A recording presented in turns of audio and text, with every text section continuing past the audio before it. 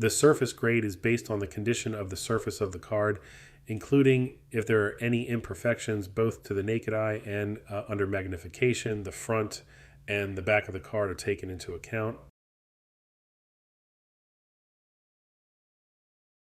Here, notice the small scratch on the front of this Yankiel Fernandez card.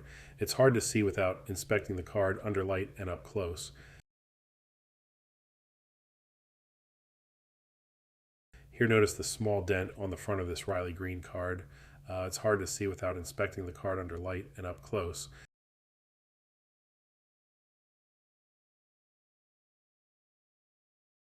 Here, notice the small scratches on this Jackson Smith and Jigba card.